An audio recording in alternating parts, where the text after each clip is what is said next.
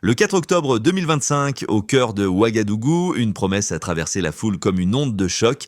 Dans l'un des pays les plus arides et les plus fragilisés du monde, un chef d'État annonce le forage de 100 000 puits en 10 ans, misant sur l'eau plutôt que sur les armes, malgré les sanctions, l'insécurité et des ressources limitées. Mais qu'est-ce que ce pari signifie réellement pour les familles, les récoltes et la survie nationale? Et pourquoi Ibrahim Traoré engage-t-il ainsi son autorité politique? Une révolution contre la sécheresse ou un mirage de plus sous le soleil du Sahel? La promesse est simple dans sa formulation, mais lourde de conséquences dans ses effets attendus. Il s'agit d'assurer un accès fiable à l'eau pour des millions de personnes, de stabiliser des communautés rurales menacées par la sécheresse et de réduire les déplacements forcés liés à l'avancée du désert. Derrière cette annonce, l'enjeu dépasse l'infrastructure.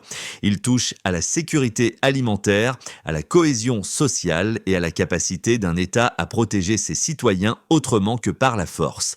Pour le public, le bénéfice est clair et immédiat. Comprendre comment une décision publique peut transformer la vie quotidienne, du champ cultivé à la table familiale, en redéfinissant les priorités nationales. Mais les risques sont tout aussi nets. Le coût financier, la maintenance technique et la réallocation de budgets sensibles posent des questions difficiles. Dans un pays où l'agriculture fait vivre une majorité de foyers, chaque choix se répercute sur l'équilibre économique et politique. C'est ici que le pari d'Ibrahim Traoré prend toute sa dimension. Réussir signifierait renforcer la légitimité du pouvoir, échouer pourrait l'éroder durablement. Derrière l'annonce spectaculaire se cache un chiffre qui change la lecture du projet. Plus de 70% des familles burkinabées dépendent directement de l'agriculture de subsistance, tandis que les sécheresses ont détruit jusqu'à 40% des récoltes annuelles au cours de la dernière décennie. Cette réalité place l'eau au centre de la survie économique, bien avant toute considération idéologique. Dans ce cadre, la décision d'Ibrahim Traoré apparaît moins comme un geste symbolique que comme une réponse à une urgence structurelle longtemps repoussée. Le Burkina Faso se situe au cœur du Sahel, une zone où la variabilité climatique est extrême. Les pluies arrivent de façon brève et violente, puis disparaissent pendant de longs mois. Les puits traditionnels creusés à la main sont souvent trop peu profonds pour résister à ces cycles. Lorsque l'eau manque, les conséquences s'enchaînent, baisse des rendements, insécurité alimentaire, migration interne et tensions locales autour des rares points d'approvisionnement encore fonctionnels. C'est dans ce contexte que le projet des 100 000 puits prend forme. La première phase prévoit le forage de 10 000 ouvrages en 3 ans, notamment dans les régions des hauts bassins, des cascades et le long de la ceinture sahélienne. Chaque puits, alimenté par l'énergie solaire, est censé servir plusieurs centaines de personnes et irriguer des terres agricoles voisines. L'objectif n'est pas seulement de fournir de l'eau potable, mais de créer une base durable pour la production alimentaire. Cependant, cette ambition se heurte à des contraintes lourdes. Les nappes phréatiques du Sahel se trouvent souvent à grande profondeur, exigeant des équipements coûteux et une expertise technique rare. À cela s'ajoutent les défis de maintenance et de gouvernance locale. Ibrahim Traoré engage donc bien plus qu'un programme hydraulique. Il met à l'épreuve la capacité de l'État à planifier, exécuter et protéger un projet vital dans un environnement instable. Sur le terrain, le projet cesse rapidement d'être une abstraction nationale pour devenir une attente très concrète. Dans les zones rurales des hauts bassins et des cascades, des agriculteurs évoquent des années passées à adapter leurs semis à l'incertitude de la pluie. Un puits fonctionnel ne signifie pas seulement de l'eau potable, mais la possibilité de planter au-delà du mil ou du sorgho, d'envisager des cultures maraîchères et de réduire les périodes de soudure. Ces récits locaux donnent une première mesure de l'impact potentiel bien avant la réalisation complète du programme. Les premiers effets attendus se situent aussi dans le temps quotidien. Lorsque l'eau est disponible à proximité, des heures auparavant consacrées à la collecte sont libérées. Pour les femmes, souvent responsables de cette tâche, cela ouvre des marges pour l'éducation, le commerce ou des activités génératrices de revenus. Pour les communautés, un point d'eau fiable réduit les tensions internes et les dépendants et la dépendance à des infrastructures éloignées ou défaillantes. Ces bénéfices précoces expliquent l'accueil mêlé d'espoir et de prudence observé après l'annonce. L'enthousiasme est réel mais tempéré par une mémoire collective marquée par des projets inachevés. Routes promises, système d'irrigation abandonné, silos jamais entretenus, autant d'exemples qui nourrissent la méfiance. La réussite ne sera jugée ni sur les discours, ni sur les cérémonies de lancement, mais sur la durabilité des installations. Dans cette phase initiale, Ibrahim Traoré devient le point de convergence des attentes.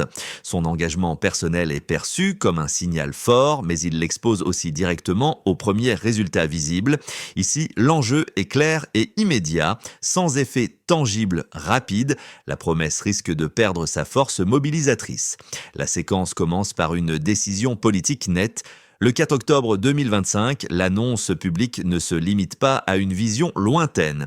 Elle fixe un calendrier et des priorités géographiques. 10 000 puits doivent être forés en 3 ans avec un ciblage immédiat des régions agricoles clés et de la bande sahélienne. Cette phase d'activation marque une rupture avec les approches fragmentées du passé, souvent dispersées et sans continuité. Ici, l'intention est de concentrer les efforts pour créer un effet d'entraînement visible. Vient ensuite le moment du basculement budgétaire. Le gouvernement annonce une enveloppe initiale de 150 millions de dollars obtenue par la réaffectation de crédits militaires et d'infrastructures. Ce choix provoque un choc politique. Dans un pays confronté à des groupes armés actifs, réduire les dépenses de défense pour financer l'eau apparaît à certains comme un pari risqué. Pour d'autres, c'est un signal fort, traiter les causes profondes de l'instabilité plutôt que ses symptômes. Ibrahim Traoré assume publiquement cette logique, affirmant que la survie des communautés rurales est une ligne de front à part entière. Le point culminant de la séquence survient lorsque les réactions se multiplient. Les critiques dénoncent un coût jugé disproportionné par rapport à une économie dont le produit intérieur brut avoisine les 20 milliards de dollars. La dette publique dépasse déjà la moitié de cette valeur, tandis que les recettes issues de l'or, principale source de devises, subissent la volatilité des marchés mondiaux. Les doutes portent aussi sur la faisabilité technique. Dans de nombreuses zones, les nappes phréatiques se situent entre 80 et 120 mètres de profondeur, exigeant des équipements spécialisés et une maintenance rigoureuse. En parallèle, les soutiens s'organisent. Des agriculteurs, des étudiants et des acteurs de la société civile s'approprient le slogan « 100 000 puits pour 20 millions de vies », transformant le projet en cause nationale. Les médias locaux relaient des débats animés, tandis que des organisations non gouvernementales soulignent le potentiel de transformation à long terme, à condition d'assurer transparence et suivi. Cette polarisation alimente une dynamique inhabituelle. L'eau devient un sujet central de discussion politique et sociale. La phase de réplique commence lorsque le projet attire l'attention internationale.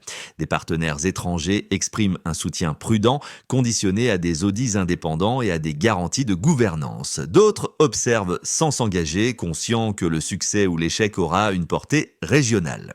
Pour Ibrahim Traoré, chaque prise de position extérieure renforce l'idée que ce programme dépasse les frontières nationales et engage l'image du Burkina Faso dans le Sahel. À ce stade, la chaîne des événements est enclenchée. L'initiative n'est plus seulement une promesse, elle est devenue un test grandeur nature où chaque étape, de la planification au premier forage, pèsera sur la crédibilité du pouvoir et sur la confiance de la population. Au point de départ, l'accès à l'eau au Burkina Faso repose sur des infrastructures fragiles et inégalement réparties.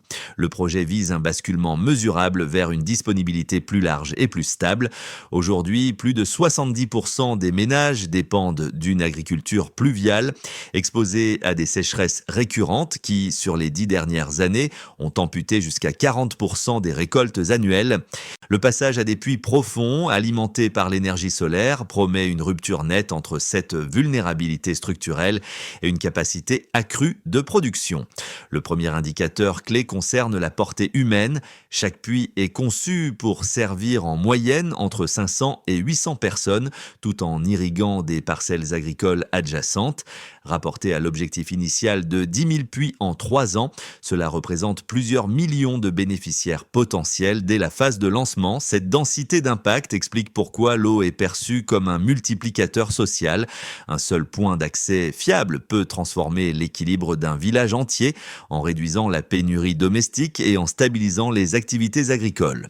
Le second indicateur porte sur les rendements agricoles. Les analyses relayées par des experts estiment que l'irrigation contrôlée pourrait augmenter les récoltes de 2 à 3 fois par rapport aux cultures dépendantes des pluies erratiques. En termes macroéconomiques, cette amélioration pourrait ajouter jusqu'à 500 millions de dollars à l'économie nationale sur une décennie. Ce chiffre ne reflète pas seulement une hausse de production, mais aussi une diversification vers des cultures à plus forte valeur ajoutée, comme les légumes ou les fruits, capables de générer des revenus réguliers. Le troisième indicateur concerne les coûts et la soutenabilité financière. L'enveloppe initiale de 150 millions de dollars représente un engagement significatif pour un pays dont le produit intérieur brut avoisine les 20 milliards de dollars. Ce ratio alimente les critiques, d'autant plus que la dette publique dépasse déjà 50% du PIB. Cependant, les défenseurs du projet soulignent que l'utilisation de l'énergie solaire réduit les dépenses récurrentes en carburant importé, allégeant les coûts d'exploitation à moyen terme.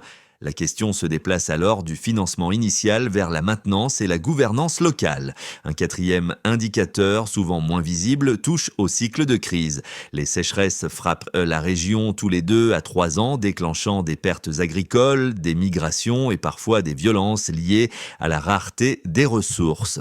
En sécurisant l'accès à l'eau, le programme ambitionne de lisser ces chocs en offrant une base plus prévisible pour les communautés rurales. Cette stabilisation, bien que difficile à quantifier précisément, est centrale dans l'argumentaire avancé par Ibrahim Traoré pour justifier la réallocation de budgets sensibles. Pris ensemble, ces chiffres dessinent une trajectoire claire. Le projet n'élimine pas les risques, mais il propose un changement d'échelle mesurable. La réussite dépendra de la capacité à transformer ces projections en résultats durables, sans déperdition ni détournement. C'est sur cet écart entre promesses chiffrées et réalité du terrain que se jouera la crédibilité de l'initiative. Les critiques les plus structurées du projet reposent sur 2 arguments principaux. Le premier concerne la sécurité. Dans un pays confronté à des groupes armés actifs, détourner des ressources militaires vers des projets civils est perçu comme un affaiblissement dangereux. Selon cette lecture, la priorité devrait rester la protection immédiate des populations, car sans sécurité, aucune infrastructure ne peut fonctionner durablement. Les puits, aussi essentiels soient-ils, risqueraient alors d'être abandonnés, sabotés ou inaccessibles dans les zones instables. Le second argument touche à la viabilité financière et institutionnelle. Les opposants rappellent l'historique de projets inachevés au Burkina Faso, minés par des dépassements de coûts, un manque de maintenance et parfois la corruption. Ils soulignent que forer à des profondeurs de 80 à 120 mètres exige des compétences techniques rares et un suivi constant. Sans mécanisme clair de gestion locale, ces installations pourraient se dégrader rapidement, transformant un investissement massif en charges inutiles. Dans ce scénario, la promesse initiale nourrirait la désillusion plutôt que le développement. Ces objections ne sont ni marginales ni infondées, elles reflètent des risques réels que le pouvoir ne peut ignorer. Cependant, la réponse avancée par les partisans du projet s'appuie sur une logique différente. Ils estiment que l'eau elle-même peut devenir un facteur de sécurité, en stabilisant les moyens de subsistance, en réduisant la faim et les déplacements forcés. L'accès fiable à l'eau atténuerait les conditions qui alimentent le recrutement armé. La sécurité ne serait plus seulement militaire, mais aussi sociale et économique. Sur le plan institutionnel, les défenseurs insistent sur le caractère structurant du programme. L'utilisation de l'énergie solaire limite les coûts récurrents, tandis que l'implication annoncée d'acteurs techniques et d'audits indépendants vise à renforcer la transparence. Pour Ibrahim Traoré, l'enjeu est précisément de rompre avec les échecs passés en faisant de la durabilité un critère central et non un ajout secondaire. Ainsi, le débat ne porte pas sur l'utilité de l'eau, mais sur l'ordre des priorités et la capacité d'exécution. Le projet des 100 000 puits se situe à l'intersection de ces 2 visions, obligeant le pays à trancher entre la gestion du risque immédiat et l'investissement dans une stabilité à long terme. À ce stade, il devient clair que l'enjeu dépasse largement la seule question de l'eau. Le véritable tournant n'apparaît pas dans le nombre de puits annoncés, mais dans la manière dont l'initiative redéfinit le rapport au pouvoir et à la souveraineté. À mesure que le programme prend forme, l'eau cesse d'être un simple service public pour devenir un symbole politique central, en affirmant que chaque infrastructure restera sous contrôle contrôle national, quelles que soient les sources de financement. Ibrahim Traoré transforme un chantier technique en déclaration stratégique. Ce changement de registre modifie la lecture du projet à l'intérieur comme à l'extérieur du pays. À l'échelle nationale, la promesse d'accès à l'eau se mue en promesse de dignité et de maîtrise collective des ressources. Pour de nombreux soutiens, il ne s'agit plus seulement de survivre au cycle de sécheresse, mais de rompre avec une dépendance perçue comme historique. L'eau devient ainsi le vecteur d'un récit plus large, celui d'une autonomie revendiquée face aux contraintes climatiques et aux pressions géopolitiques. À l'échelle régionale, ce positionnement attire l'attention des pays voisins et des partenaires potentiels.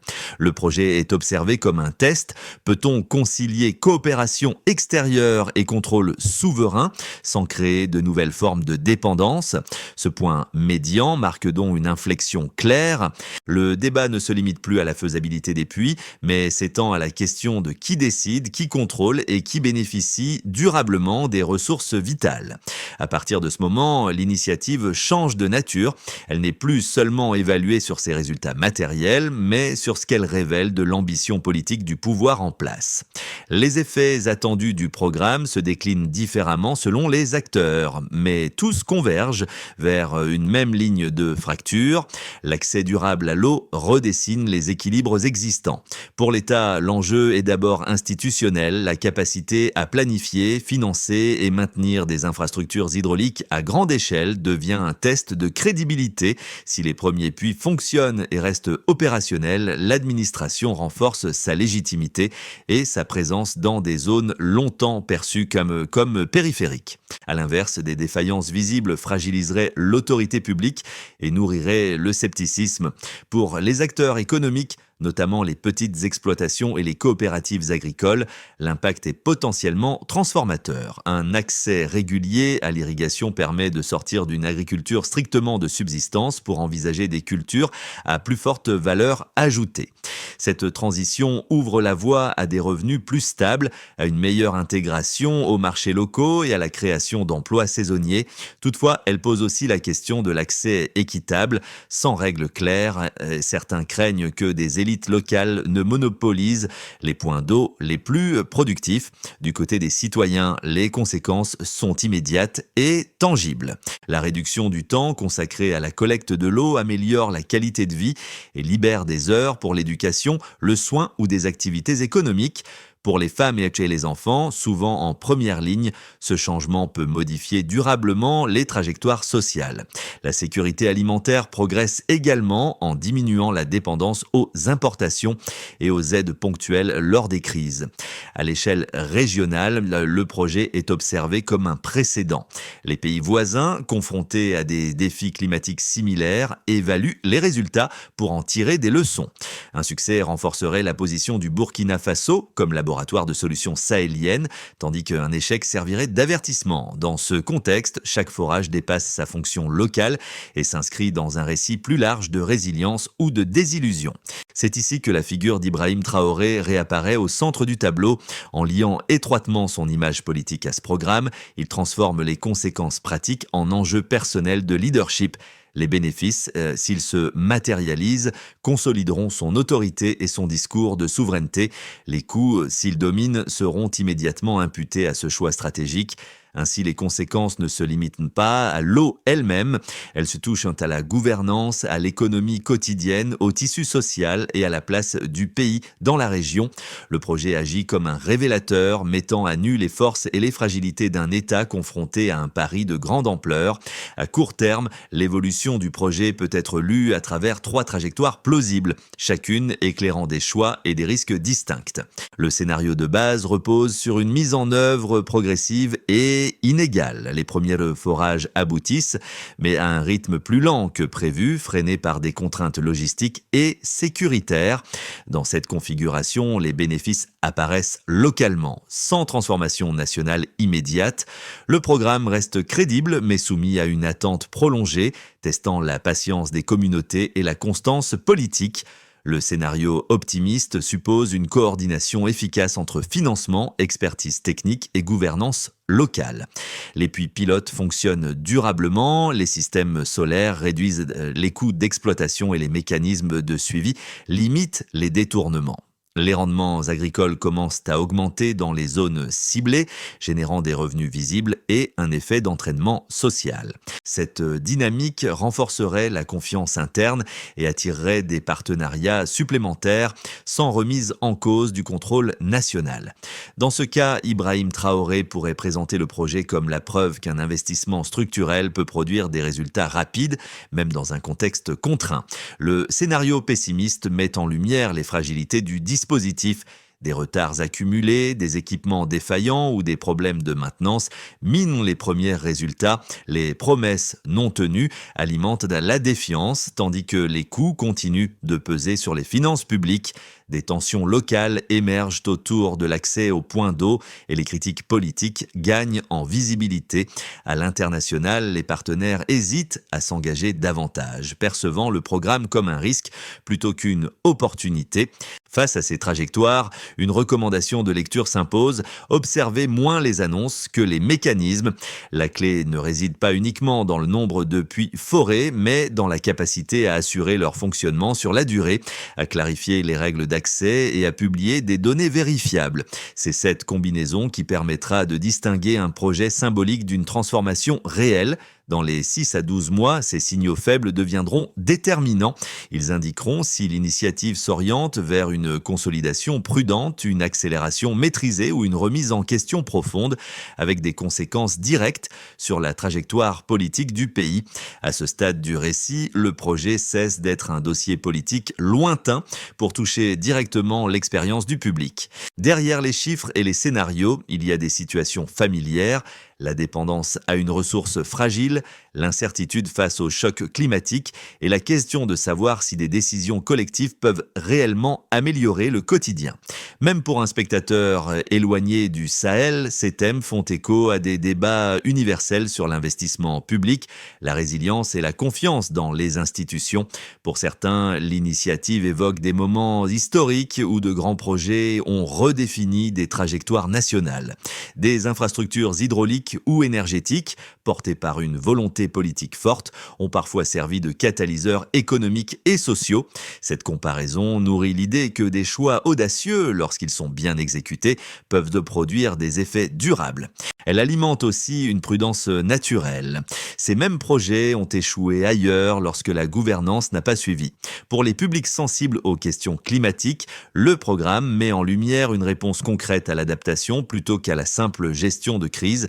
Il invite à réfléchir au passage de l'aide ponctuelle à des solutions structurelles conçues pour réduire la vulnérabilité sur le long terme. Cette bascule interroge le rôle des États, mais aussi celui des citoyens et des partenaires extérieurs. Enfin, le projet propose une forme d'engagement discret, observer, comparer, demander des comptes sur Zeitzidia, sur la transparence et la durabilité, devient une manière de participer au débat. En suivant l'évolution des premiers puits et des mécanismes de suivi, le public est invité à dépasser le récit spectaculaire pour s'attacher aux preuves. C'est dans cette attention continue que se joue la compréhension réelle de l'enjeu, bien au-delà des déclarations initiales. Pour transformer l'ambition en résultat durable, la mise en œuvre du programme suit une logique en plusieurs étapes, chacune conditionnant la suivante. La première consiste à prioriser les zones selon des critères clairs. Stress hydrique, densité de population rurale et potentiel agricole. Cette hiérarchisation permet d'éviter une dispersion des ressources et d'obtenir des effets visibles dès les premiers forages. Elle sert aussi de base à une communication transparente sur les choix effectués. La deuxième étape concerne l'exécution technique. Le forage de puits profonds, souvent entre 80 et 120 mètres, nécessite des équipements spécialisés et des équipes qualifiées. Le recours à l'énergie solaire vise à réduire les coûts récurrents, mais impose un effort parallèle de formation locale pour l'entretien des installations.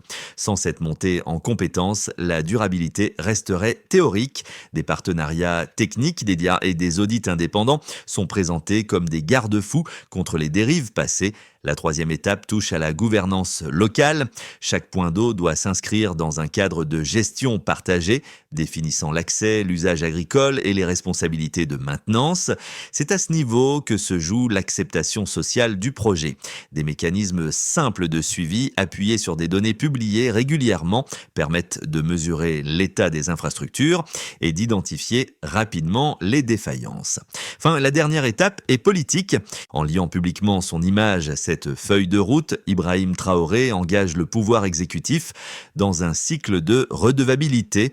Le succès dépendra moins de l'annonce initiale que de la capacité à maintenir le cap sur plusieurs années, malgré les contraintes sécuritaires et budgétaires. Cette séquence graduée offre une lecture claire. Chaque étape franchie renforce la suivante, tandis que chaque retard fragilise l'ensemble. Au fil du récit, un motif revient sans cesse: l'eau comme frontière entre l'endurance et l'effondrement. Dans les villages évoqués plus tôt, l'image d'un champ asséché ou d'un seau porté sur de longues distances résume des années de vulnérabilité silencieuse. Le projet des 100 000 puits promet de rompre ce cycle, non par un geste spectaculaire isolé, mais par une transformation progressive du quotidien. Cette promesse donne au débat une dimension profondément humaine. En rappelant ces scènes, l'initiative prend une portée symbolique. Elle relie la décision prise à Ouagadougou aux gestes les plus simples de la vie rurale. Chaque forage devient un point d'ancrage entre l'État et les communautés, entre une vision nationale et des besoins immédiats. C'est dans cette continuité que le leadership est jugé, bien plus que dans les discours. Pour Ibrahim Traoré, ce projet fonctionne comme un miroir. S'il tient, il pourra être associé à une période où l'action publique a répondu à une urgence vitale. S'il échoue, il restera comme le rappel d'une ambition trop grande pour les capacités du moment. Cette dualité nourrit l'intensité émotionnelle du débat, car elle touche à l'espoir autant qu'à la crainte. Une phrase s'impose alors comme un fil conducteur: l'eau ne promet pas tout, mais sans elle, rien n'est possible. Elle résume l'enjeu du pari engagé et prépare le regard porté sur ce qui vient ensuite. Au terme de ce parcours, le projet des 100 000 puits apparaît moins comme une simple politique publique que comme un symbole collectif. Il convoque des images puissantes, des villages stabilisés, des terres rendues cultivables et une société qui tente de reprendre la maîtrise de son avenir face à un climat implacable. Ce symbole dépasse les frontières du Burkina Faso, car il interroge la manière dont les nations confrontées à des crises structurelles choisissent d'agir seules ou avec des partenaires, sans renoncer à leur autonomie. L'initiative invite aussi à une réflexion plus large sur la notion de souveraineté au XXIe siècle. Est-elle d'abord militaire, financière, ou se mesure-t-elle à la capacité d'assurer des besoins essentiels comme l'eau et l'alimentation? En plaçant cette ressource au cœur du débat, Ibrahim Traoré propose une définition qui privilégie la résilience et la dignité quotidienne. Pour le public, l'enjeu n'est pas de trancher immédiatement entre succès ou échec, mais de suivre les signes concrets, des puits fonctionnels, des règles claires, des données accessibles. C'est dans cette observation attentive que se forme un jugement éclairé. Alors, cette ambition marque-t-elle le début d'un renouveau durable ou restera-t-elle une promesse suspendue? La réponse se construira goutte après goutte dans le temps.